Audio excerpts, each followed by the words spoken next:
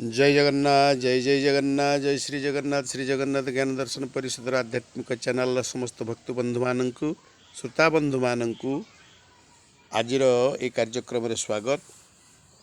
आज एक सुंदर कथा मन पड़ुची, आसतु चर्चा करवा। आपण माने सदा सर्वदा कही था गोटे कथा कौन ना चतुर्वर्ग फल आवश्यक। ये चतुर्वर्ग फल कौन ना धर्म अर्थ काम और मुख्य। आज ये चतुर्वर्ग फल मध्यरु मुख्य कथा आमे विचार करवा। मुख्य कौन आमे साधारणतः आमे भावी थाउ साधारणतः मृत्यु परे प्रभुंकर कृपा प्राप्त होई तांको चरण रे स्थान पाइबा को मुख्य बोली भाबू आमे भावी थाउ।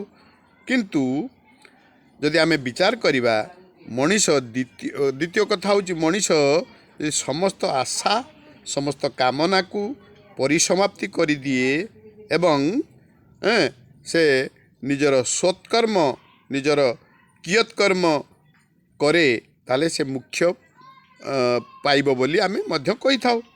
प्रकृति रे मुख्य कौन प्रकृति कौन मुख्य मृत्यु परे मुख्य मिली थाए कि नहीं आज्ञा।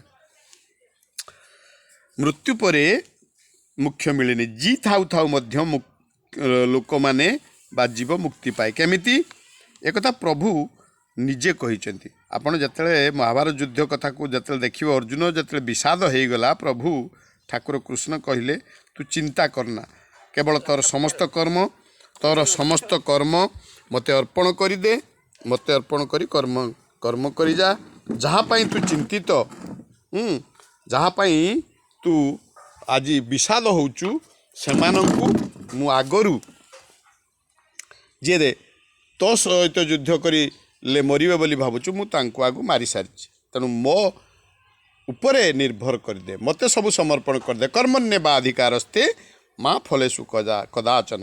तेणु तू निजर समस्त कर्म प्रभुंकु बा मते अर्पण करी बापरे तू संपूर्ण भाव में मुक्त हो जीवु। तेणु कर्म और कर्मफल प्रभु को अर्पण कला परे आमे जतले मुक्त हो जीवा सदाबेले आमे जतले मुक्त हो जीवा ताले सी तो मुक्ति पाइब मुख्य पाइगला। एथिरे विचार करिवार कोन अछि। तेणु जी थाउ थाउ मध्य मुक्ति मिले। आपण माने विचार करंतु। जय जगन्नाथ।